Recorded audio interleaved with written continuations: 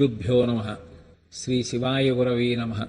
భారతదేశంలో సనాతన ధర్మంలో ఋషులు కాల విభాగానికి ఇచ్చినంత ప్రాధాన్యత బహుశः దేనికి ఇవ్వలేదు అనిపిస్తుంది. ఎందుకని అంటే ఈ సమస్త జగత్తు కాలమునందొచ్చి కాలమునందు పెరిగి కాలమునందే లయమైపోతుంది. కాలమే భగవంతుని యొక్క స్వరూపంగా మనం ఆరాధన చేస్తాం.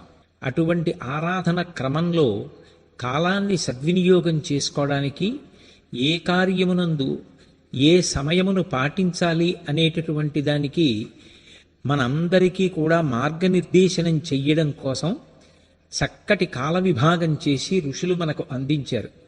అందులో మొట్టమొదటి ప్రమాణము ఒక సంవత్సరం. ఆ సంవత్సరాన్ని మళ్ళీ 2 ఆయనములుగా విభజించారు. ఒకటి దక్షిణాయనము, ఒకటి ఉత్తరాయణము. మళ్ళీ ఆ ఆయనము మాసములుగా విభజింపబడింది. మళ్ళీ ప్రతి మాసము 2 పక్షములు, ప్రతి పక్షము కూడా మళ్ళీ వారములుగా విభజింపబడింది. వారము రోజులుగా, రోజులు రాత్రి పగలుగా, మళ్ళీ అవి గంటలుగా, గంటలు హోరలుగా, హోరలు నిమిషములుగా, నిమిషములు క్షణములుగా, ఇలా ఎంత సూక్ష్మతరమైనటువంటి స్థితి వరకు విభాగం చెయ్యొచ్చో అంతవరకు కాలాన్ని విభాగం చేశారు. అందులో సంవత్సరం అనేటటువంటిది అత్యంత ప్రధానమైనటువంటి ప్రమాణం. ఇక కొత్త సంవత్సరం ప్రారంభం అవడాన్నే ఉగాది, యుగాది అని పిలుస్తూ ఉంటారు. అసలు ఈ యుగ ప్రారంభం అనేటటువంటిది ఆ రోజునే సృష్టిలో ప్రారంభమైనటువంటి కారణం చేత దానికి యుగాది అన్న పేరు, ఉగాది అన్న పేరు వచ్చాయి అని పెద్దలు చెప్తూ ఉంటారు. ఆ రోజున మనం నిర్వర్తించవలసినటువంటి కార్యక్రమాల్ని కూడా ఋషులు నిర్ణయం చేసి ఉంచారు. ఆ రోజు సూర్యోదయాత్పూర్వమే నిద్రలేచి, సాధ్యమైతే సూర్యోదయానికి 88 నిమిషముల ముందుగా నిద్రలేచి తైలాభ్యంగం చేసుకోవాలి. అంటే మొట్టమొదట నువ్వుల నూనెని ఒంటికి అలదుకుంటారు. ఎందుచేత అంటే నువ్వుల నూనె శరీరమునకు అలదుకున్న కారణము చేత అలక్ష్మి పరిహారమవుతుంది అని. అలా అలక్ష్మిని పరిహారం చేసుకోవడం కోసం, శరీరంలో ఆరోగ్యాన్ని పెంపొందింప చేసుకోవడం కోసం తైలమర్దనం అనేటటువంటిది ప్రధానమైనటువంటి అంశంగా నిర్ణయింపబడింది. అలాగే తదనంతరం పెద్దల యొక్క ఆశీర్వచనాన్ని తీసుకుని స్నానాన్ని నిర్వర్తిస్తారు. అందున శిరపూర్వకమైనటువంటి స్నానం అంటే తలస్నానాన్ని చేసి, నూతన వస్త్రధారణ చేసి, నిత్యకర్మలు ఏవి నెరవేర్చవలసి ఉంటుందో వాటిని నెరవేర్చి భగవంతుని యొక్క ఆరాధన చేస్తారు. ఆ ఆరాధన చేసినప్పుడు ప్రతివారు కూడా తప్పకుండా ఆ రోజున ఒక విశేషమైనటువంటి ప్రసాదాన్ని తయారు చేసి భగవంతుడికి నివేదన చేస్తారు.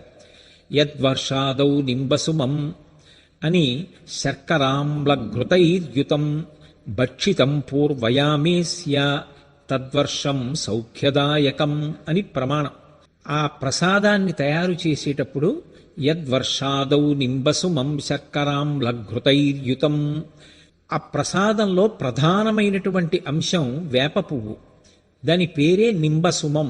నింబ అన్న మాటకు అర్థమేమి అంటే ఆరోగ్యం నయతీతి ఇది నింబః అని. ఏది మనుష్యునకు విశేషమైనటువంటి ఆరోగ్యప్రదాయిని అయి ఉంటుందో, దేని గాలి, దేని యొక్క సమస్త పదార్థములు కూడా ఆరోగ్యమునకు హేతువులై ఉంటాయో దాన్ని నింబ అని పిలుస్తారు సంస్కృతంలో. నింబ వృక్షము అంటే వేప చెట్లు. వేప పువ్వు ఆ సమయంలోనే వస్తుంది. అటువంటి వేప పువ్వుతో ప్రధానంగా ఈ పదార్థాన్ని తయారు చేసి నివేదన చేస్తారు. అందుకే యద్వర్షాదౌ నింబసుమం శర్కరాంబ్లఘృతైర్యుతం, పంచదారతో కలిపి, అథవా కొన్ని చోట్ల బెల్లము మంగళద్రవ్యం కాబట్టి ఆ బెల్లంతో కలిపి ప్రసాదాన్ని తయారు చేస్తారు. శర్కరాంబ్ల, ఆమ్ల అంటే చింతపండు. చింతపండు పుల్లని పదార్థము కాబట్టి ఆ పుల్లని పదార్థమైనటువంటి ఆ చింతపండు రసంతో కలిపి ఘృతైర్యుతం, అందులో ఆవు నీతిని కలుపుతారు. ఈ ఘృతము, నెయ్యి అనబడేటటువంటి పదార్థం చాలా విశేషమైనటువంటి పదార్థం. అది వ్యాపించేటటువంటి లక్షణాన్ని కలిగి ఉండి కరిగిపోయేటటువంటి స్వభావంతో ప్రధానంగా అగ్నిహోత్రం చేసినప్పుడు, హోమాదులు చేసినప్పుడు వ్రేల్చడానికి ఉపయోగపడేటటువంటి పదార్థం, అమృత సమానమైనటువంటిది. అందుకే ఘృతైర్యుతం ఆవు నీతిని కలుపుతారు. ఇక ఆ పైన కొంతమంది ఆ సమయంలో వస్తాయి కాబట్టి కొత్తగా వచ్చినటువంటి ఆ మామిడి పిందెల యొక్క ముక్కలు కూడా కలుపుకునేటటువంటి సంప్రదాయం ఉంది. కానీ ప్రధానంగా యద్వర్షాదౌ నింబసుమం శర్కరాంబ్ల ఘృతైర్యుతం భక్షితం పూర్వయామేస్య. సూర్యోదయాత్ పూర్వమే పూజ పూర్తి చేసి అటువంటి పదార్థాన్ని భగవంతునికి నివేదన చేసి ప్రసాదంగా స్వీకరిస్తారు. అందులో ఉండేటటువంటి ప్రధానమైనటువంటి లక్షణం ఈశ్వరానుగ్రహం చేత మనం ఆరోగ్యంగా ఉండాలి అని. మొట్టమొదట శరీరము ఆరోగ్యంగా ఉంటే ఇది భగవంతుడిచ్చినటువంటి గొప్ప ధర్మ సాధనకు సంబంధించిన ఉపకరణం కనుక దీన్ని ఆధారం చేసుకుని ధర్మానుష్ఠానం చెయ్యగలుగుతాడు. అందుకే కొత్త సంవత్సర ప్రారంభంలో మొట్టమొదట శరీర ఆరోగ్యం పట్ల నేను శ్రద్ధ పెడతాను అన్న విషయంలో పునరంకితుడు కావడానికి ఆ వేప పువ్వు తినిపిస్తారు. రెండోది, అసలు ప్రారంభంలోనే కొద్దిగా చేదు ఉన్నటువంటి పదార్థంతో ప్రారంభం చేయడం ఎందుకు అంటే, ఎప్పుడైనా సరే కష్టపడడం అనేటటువంటిది అంత తేలికగా ఉండదు. ఏ పని చెయ్యకుండా సోమరితనంతో కూర్చోమంటే హాయిగా ఉండొచ్చు, కానీ కష్టపడడం అనేటటువంటిది చేదుగా ఉన్నా దాన్ని ప్రయత్నపూర్వకంగా స్వీకరించాలి. ఎవరు బాగా కష్టపడడానికి సిద్ధపడతాడో వాడు అనేకమైన ప్రతిబంధకములను ఎదుర్కొంటాడు. గొప్ప విఘ్నములు వస్తాయి. అయినా మొక్కవోనటువంటి ధైర్యంతో దీక్షతోటి ఆ అడ్డొచ్చినటువంటి ప్రతిబంధకములను తొలగించుకొని దాటి ముందుకు వెళ్ళి లక్ష్య సాధన చెయ్యాలి. అలా లక్ష్య సాధన చెయ్యగలిగితే దాని వలన కృతకృత్యుడవుతాడు.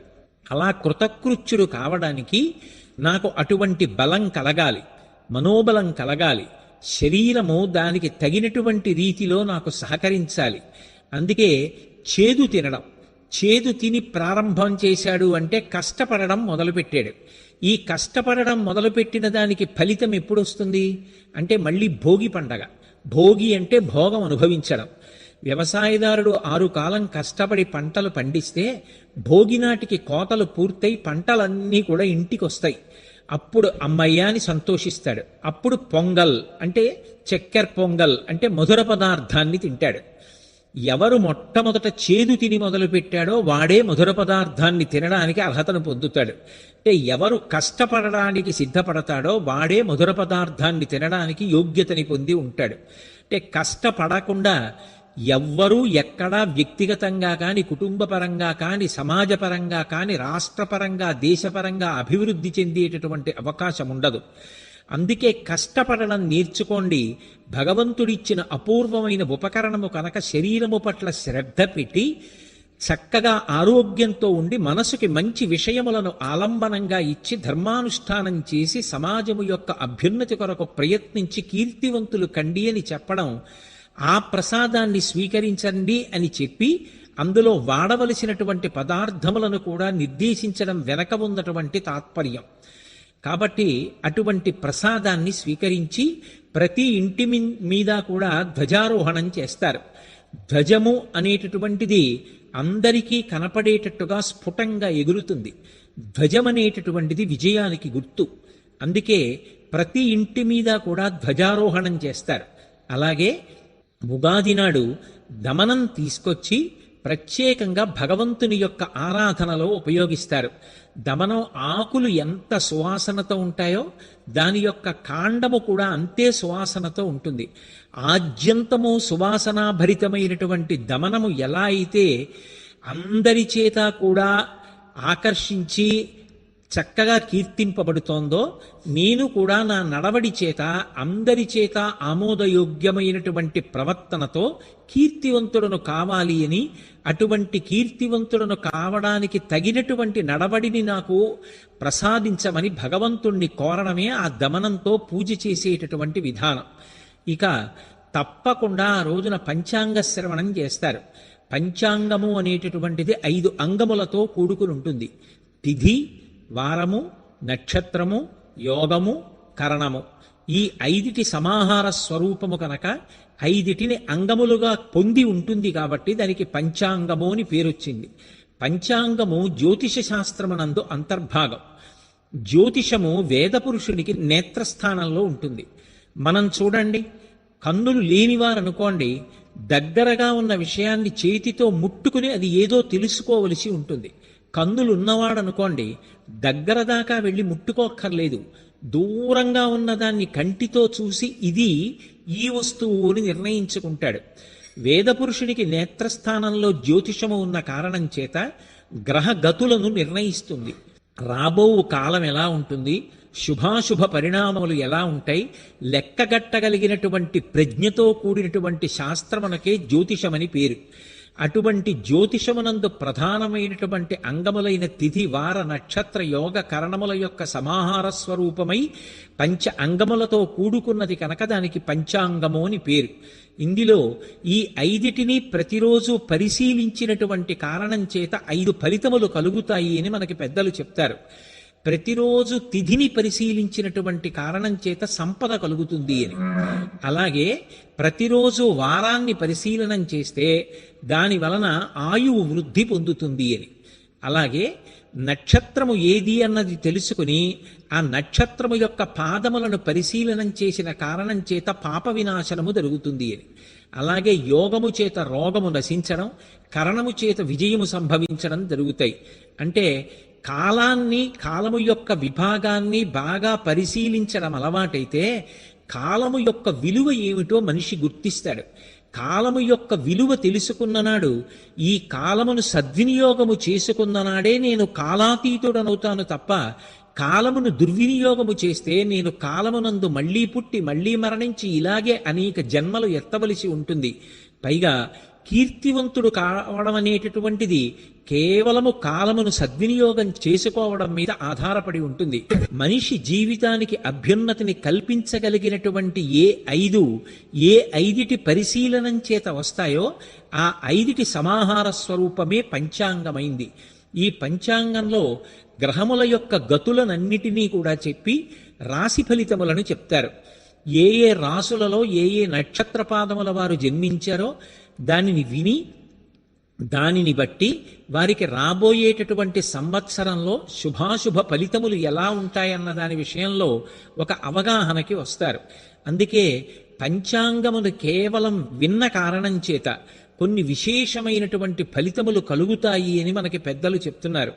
శ్రీకల్యాణ గుణావహం రిపుహరం దుస్వప్న దోషాపహం గంగాస్నాన విశేష పుణ్యఫలదం గోదాన తుల్యం నృణాం ఆయుర్వృద్ధిదముత్తమం శుచికరం సంతాన సంపత్ప్రదం నానాకార్య సాధనం సముచితం పంచాంగమాకర్ణ్యతాం అంటారు.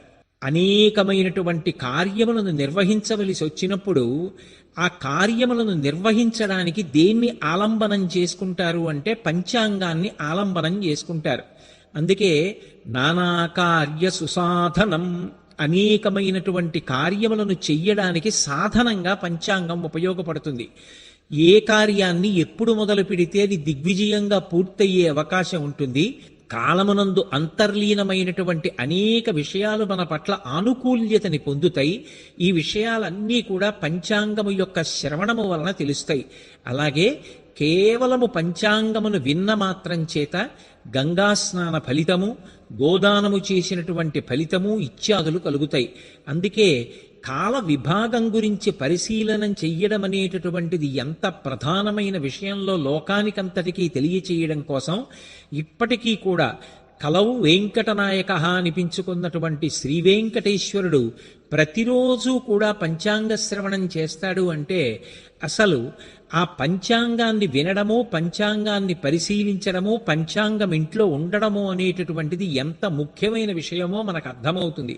పైగా పంచాంగంలో ప్రతిరోజు కూడా సూర్యోదయ సూర్యాస్తమయములు నిర్ణయింపబడి ఉంటాయి. అలాగే గ్రహణములు పేర్కొనబడతాయి. ఇందులో ప్రతిరోజు సూర్యోదయ సూర్యాస్తమయాలు ఎప్పుడు జరుగుతున్నాయి అన్న విషయాన్ని జాగ్రత్తగా పరిశీలనం చేస్తే దాన్ని బట్టి మనం చెయ్యవలసినటువంటి ఆరాధనా కార్యక్రమాలన్నింటినీ కూడా నిర్ణయం చేసుకుంటారు. నిత్య నైమిత్తిక తిథులన్నీ కూడా తెలుస్తాయి. అలా తెలిసినటువంటి కారణం చేత ఏ నైమిత్తిక తిథి నాడు ఎటువంటి కార్యాచరణ చెయ్యవలసి ఉంటుందో అటువంటి కార్యాచరణ పూనికతో చేసి చక్కగా దాని వలన పొందవలసినటువంటి ప్రయోజనాన్ని పొందుతారు. అందుకే పంచాంగమాకర్ణ్యతాం, కనీసం పంచాంగాన్ని మనం చదువుకోకపోయినా ప్రతి సంవత్సరంలోనూ కూడా మొట్టమొదటి రోజున ఆ ఉగాది నాడు పంచాంగ శ్రవణం చేస్తారు. ఇందులో ఒక విషయాన్ని గమనించవలసి ఉంటుంది. గ్రహములు జాతకంలో సంచారం చేస్తున్నప్పుడు మిశ్రమ ఫలితాలను ఇస్తాయి. ఇది మర్త్యలోకం. కేవలము శుభములు ఉండవు, కేవలము అశుభములు ఉండవు, శుభాశుభ సమ్మేళనంగా ఉంటుంది. కానీ మనిషి తెలుసుకోవలసినది మాత్రం ఒక్క విషయాన్ని బాగా గమనించాలి. శ్రీకాళహస్తీశ్వర శతకం చేస్తూ దుర్జటి మహాకవి ప్రతిపాదన చేస్తాడు. గ్రహదోషంబులు దుర్నిమిత్తములు నీ కళ్యాణ నామంబు ప్రత్యహమున్ పేర్కొను ఉత్తమోత్తముల బాధం పెట్టగానోపునే దహనం కప్పకజాలునే శలభ సంతానంబు నీ సేవచేతి హత క్లేశులు కారుకాక మనుజుల్ శ్రీకాళహస్తీశ్వరా అంటాడు. నీ సేవ చేసి హతక్లేశులు కారుకాక మనుజుల్ శ్రీకాళహస్తీశ్వరా. గ్రహములు ఆ జనన సమయాన్ని బట్టి ఒక సంవత్సరంలో కొన్ని ఫలితాలను ఇవ్వడానికి సిద్ధంగా ఉండవచ్చు, కానీ అధిగమించడానికి కూడా ఒక అవకాశం ఉంటుంది. దేని చేత అధిగమిస్తారు? రావలసినటువంటి అశుభ పరిణామం చాలా ఉపద్రవంతో కూడుకున్నది, భయంకరమైనది అయినప్పటికీ కూడా అది తప్పించుకునేటటువంటి సాధనం ఒకటి ఉన్నది. ఏది ఆ సాధనము అంటే, నీ కళ్యాణ నామంబు ప్రత్యహమున్ పేర్కొను ఉత్తమోత్తముల బాధం పెట్టగానోపునే. భగవంతుని యొక్క నామ సంకీర్తనం ప్రతిరోజు చెయ్యడానికి అలవాటు పడినటువంటి వాడెవరుంటాడో అటువంటి వాణ్ణి గ్రహములు కూడా బాధించవు. ప్రతిరోజు భగవన్నామం తెలిసి కానీ తెలియక కానీ చెప్పగలగడం ఒక అదృష్టం.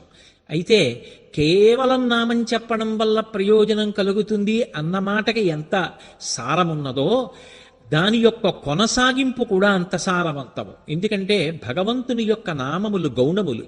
అవి కేవలం ఏదో భగవంతుడికి బాలసారి చేసి పెట్టిన పేర్ల వంటివి కావు. ఒక్కొక్క నామం చెప్పగా చెప్పగా చెప్పగా ఆ నామము యొక్క అర్థమేమి అని తెలుసుకునే ప్రయత్నం చేశారనుకోండి, దాని వలన భగవంతుడు ఒక్కొక్క గుణాన్ని ఆవిష్కరించినప్పుడు, లోకాన్ని సంరక్షణ చేయడానికి ఆయన ఒక్కొక్క లీలని ప్రదర్శించినప్పుడు, ఆయా సమయాలలో ఆయన చూపించినటువంటి దయ, ఆయన యొక్క కారుణ్యం జ్ఞాపకానికి వచ్చినప్పుడు, లోకం ఆయనని కీర్తించినప్పుడు వచ్చినటువంటి పేర్లు ఆ పేర్లు. అప్పుడు భగవంతుడితోటి మనకి ఒక అనుబంధం కలుగుతుంది. భగవంతుడితో అనుబంధం కలిగితే ఆయన ఎలా చెప్పాడో అలా బ్రతకడం గొప్ప అని అలవాటవుతుంది. ఆయన ఎలా చెప్పాడో అలా బ్రతికితే ధర్మాన్ని పాటించినట్టు అవుతుంది. ధర్మాన్ని పాటిస్తే మనము ప్రశాంతంగా ఉంటాం, లోకము ప్రశాంతంగా ఉంటుంది. అంటే నిజానికి సమాజము యొక్క శాంతి భద్రతలన్నీ దేని మీద ఆధారపడి ఉన్నాయి అంటే ధర్మాచరణము వలన మాత్రమే సాధ్యమవుతాయి. అటువంటి ధర్మాచరణము చెయ్యడానికి మొట్టమొదట అసలు సమన్వయం ఎక్కడ కలుగుతుంది అంటే భగవన్నామాన్ని పలకడంలో ఉంటుంది. అందుకే పంచాంగ శ్రవణము చేసి, ఒకవేళ గ్రహగతులు అంత బాగాలేవు, ఆనుకూల్యత ఎక్కువగా లేదు అంటే దాని గురించి బెంగ పెట్టుకోవలసినటువంటి అవసరం లేదు. ఏ బెంగ పెట్టుకోకుండా చక్కగా భగవంతుణ్ణి నమ్ముకుని ధర్మ మార్గంలో ప్రయాణం చేస్తే వాడు చేతికి నూనె రాసుకుని పనసతొనలు తీసిన వాడితో సమానం. పనసతొనలు ఎంత జీరుగా ఉన్నా, పనస పాలు ఎంత చేతికి అంటుకునే లక్షణమున్నవైనా, చేతికి నూనె రాసుకుని తొనలు తీసిన వాడికి చేతికి ఆ జిగురు అంటుకోదు. అంటుకోకుండా నూనె కాపాడుకుంటుంటుంది. అలాగే ధర్మ మార్గంలో ప్రవర్తించిన వాడికి భగవంతుని యొక్క అనుగ్రహం ఉంటుంది. భగవద్ అనుగ్రహం ఎవరికి ఉంటుందో అటువంటి వాణ్ణి గ్రహములు కూడా చెనకి విశేషంగా బాధ పెట్టవు. అందుకేగా శ్రీకాళహస్తి క్షేత్రంలో నవగ్రహములను కూడా భగవంతుడు కవచంగా ధరించాడు. ఆయన గొప్పవాడా, ఆయన కవచము గొప్పదా అంటే కవచము ఆయనకి ఉపకరణము అంతే. కాబట్టి ఆయన కట్టుకోవడం వల్ల ఆ కవచానికి గొప్పతనం వచ్చింది. ఆయన శాసనమునకు గ్రహములు కూడా వశవర్తులై ఉంటాయి. కాబట్టి ఎవరు భగవద్భక్తిని ధర్మ మార్గాన్ని అనుష్ఠిస్తారో వాళ్ళు గ్రహగతులు ఏవో కొద్దిగా తేడాగా ఉన్నాయని బెంగ పెట్టుకోవలసినటువంటి అవసరము ఎంత మాత్రమూ ఉండదు. అలాగే బాగా అనుకూలంగా ఉంది, నాకు బాగా కలిసి వస్తుంది, విశేషమైన శుభాలు జరుగుతాయి అన్నప్పుడు దాని వలన గర్వపడవలసినటువంటి అవసరం కూడా ఉండకూడదు. ఇదంతా భగవంతుని యొక్క అనుగ్రహము అని ప్రసాద బుద్ధితో స్వీకరించి, ఇలాగే నేను శుభములను పొందాలి అంటే భగవంతుని యొక్క అనుగ్రహమునకు పాత్రుడనై ఉండాలి అని చెప్పి బాగా ధర్మాచరణమును కొనసాగించవలసి ఉంటుంది. అందుకొరకు ప్రతివారిని కూడా ఆ రోజున పంచాంగం తప్పకుండా వినండి అంటారు. ఒకవేళ మనం చదువుకోవడం రానివారమైనా పంచాంగమును శ్రవణము చేసినా కూడా దాని వలన అంతే ఫలితం ఉంటుంది. అలాగే ఈ ఉగాది నుంచి వాతావరణం అంతా కూడా తపింపచేసేటటువంటి లక్షణాన్ని పొందుతుంది. అందుకే సర్వసామాన్య భూతేభ్య ప్రతిపాదిత ప్రపాదానము అంటారు. ప్రపాదానము అన్న మాటకు అర్థం ఏమిటంటే వాతావరణం అంతా తపింపచేసేటటువంటి లక్షణంతో ఉంటుంది కాబట్టి సమస్త ప్రాణులు దాహము చేత శోషించిపోతాయి. నీరు తగ్గిపోయిందనుకోండి, ప్రాణములు తమ తమ స్థానముల నుంచి పైకి లేచిపోతాయి, స్పృహ తప్పి పడిపోతాడు. అందుకే అన్నిటికన్నా గొప్పది ఏది అంటే నీటిని ఇవ్వడం. రేపటి రోజున చలివేంద్రం పెట్టలేని వాళ్ళు ఎవరుంటారో చలిపందిరి అని పిలుస్తారు, చలివేందరము అని పిలుస్తూ ఉంటారు. అది పెట్టడం రాని వాళ్ళు కనీసంలో కనీసం ఒక ఉదక కుంభాన్ని, మంచినీటితో కూడుకున్నటువంటి ఒక కుండని పట్టుకెళ్ళి ఎవరికైనా ఇచ్చి, అయా మీరు ప్రతిరోజు ఇందులో నీళ్లు పోసుకొని చల్లటి నీళ్లు తాగండి అని ఉదక కుంభాన్ని ఇస్తారు. ఇచ్చినప్పుడు చల్లటి నీటితో ఇస్తారు. అథవా ఒక్కరు నిర్వహించలేకపోతే అందరూ కలిసి ఎవరు ఎంత ఇవ్వగలరో అంత సొమ్మిచ్చి రేపటి నుంచి జలం మాస చతుష్టయం అని, ఏ మాసంలో ఏ ప్రథమ దివసంతో కొత్త సంవత్సరం ప్రారంభమవుతోందో ఆ చైత్రమాసం నుంచి 4 నెలల పాటు ఆ చలిపందిరి మించి వెళ్ళిపోయేటటువంటి బాటసారులందరికీ కూడా తనివి తీరా తృప్తిగా తాగడానికి కావలసినటువంటి చల్లటి నీటిని ఇస్తారు. అలాగే ఒక్క మనుష్యులకే కాదు, సమస్త భూతములు నీటి కోసం కటకటలాడిపోతాయి. అందుకే అవి స్వేచ్ఛగా వచ్చి నీరు తాగి సంతృప్తి పొందడానికి వీలుగా అవి నీరు తాగడానికి వీలైనటువంటి సౌకర్యాన్ని కల్పిస్తారు. ఒకరు సమస్త భూతముల యొక్క బాధని తెలుసుకొని దాన్ని తీర్చే ప్రయత్నం చేయడం, ఒక్కరుగా చేయలేకపోతే అందరూ కలిసి చెయ్యడం. అలా ఒకరి కొరకు అందరూ, అందరి కొరకు ఒకరు అని నిలబడగలిగినటువంటి స్థితిని ఉగాది పండగ మనకి నేర్పుతుంది. అందరం రేపటి రోజున చక్కగా ఇలా ఉగాది పండగకి సంబంధించినటువంటి కార్యక్రమాలన్నింటినీ కూడా నిర్వర్తించి భగవంతుని యొక్క పరిపూర్ణమైనటువంటి అనుగ్రహమునకు పాత్రులవుదాం. సంవత్సరానికి మొట్టమొదటి నెలలో మొట్టమొదటి తిథితో ప్రారంభమవుతోంది కాబట్టి తల్లిదండ్రుల పాదములకు నమస్కరించి, అలాగే గురువులు, సాధుపురుషులు, యతిపురుషులు, గొప్ప విద్వాంసులు, లోకహితము కొరకు ప్రయత్నించేటటువంటి వారు, వారికి నమస్కరించి వారి ఆశీస్సులు పొందుదాం. ఈ కొత్త సంవత్సరంలో రాష్ట్రము దేశము వృద్ధిలోకి వచ్చి అన్ని విధాలా అందరూ సంతోషంగా ఉండి శాంతి భద్రతలతో ఆనందంగా ఉండాలని, దానికి తగిన సమస్త విభూతులను భగవంతుడు తన నిర్హేతుక కృపాకటాక్ష వీక్షణముల చేత మనకి అనుగ్రహించాలని ఆయన పాదములు పట్టి ప్రార్థన చేస్తూ భావమునకై దేవతల ప్రార్థన. విశ్వరూపిణి సర్వాత్మే విశ్వభూతైకనాయకీ లలితా పరమేశాని సంవిద్వహ్నే సముద్భవ అనంగరూపిణి పరే జగదానందదాయిని లలితా పరమేశాని సంవిద్వహ్నే సముద్భవ జ్ఞాత్వజ్ఞానజ్ఞేయ రూపే మహాజ్ఞాన ప్రకాశిని లలితా పరమేశాని సంవిద్వహ్నే సముద్భవ లోక సంహార రసికే కాళికే భద్రకాళికే లలితా పరమేశాని సంవిద్వహ్నే సముద్భవ లోక సంత్రాణ రసికే మంగళే సర్వమంగళే లలితా పరమేశాని సంవిద్వహ్నే సముద్భవ విశ్వసృష్టి పరాధీనే విశ్వనాథే విశంకటే లలితా పరమేశాని సంవిద్వహ్నే సముద్భవ సంవిద్వహ్ని హుతాశేషా సృష్టి సంపాదితాకృతే లలితా పరమేశాని సంవిద్వహ్నే సముద్భవ భండాద్యైస్తారకాద్యైశ్చాపీడితానాం సతాం ముదే లలితా పరమేశాని సంవిద్వహ్నే సముద్భవ. సర్వదేవత కృత లలితా స్తోత్రం. ప్రాతుర్బభూవ పరమం తేజపుంజమనూపమం కోటి సూర్య ప్రతీకాశం చంద్రకోటి సుశీతలం తన్మధ్యమే సముదభూచక్రాకారమనుత్తమం తన్మధ్యమే మహాదేవిముదయార్క సమప్రభాం జగదుజ్జీవనాకారాం బ్రహ్మ విష్ణు శివాత్మికాం సౌందర్యసారసీమాం తామానందరససాగరాం జపాకుసుమ సంకాశాం దాడిమీ కుసుమాంబరాం సర్వాభరణ సంయుక్తాం శృంగారైకరసాలయాం కృపాతారంగితాపాంగనయనాలోకకౌముదీం పాశాంకుశేక్షుకోదండ పంచబాణలసత్కరాం తాం విలోక్య మహాదేవీం దేవాః సర్వే సవాసవాః ప్రణేముర్ముదితాత్మానో భూయో భూయోఖిలాత్మికాం.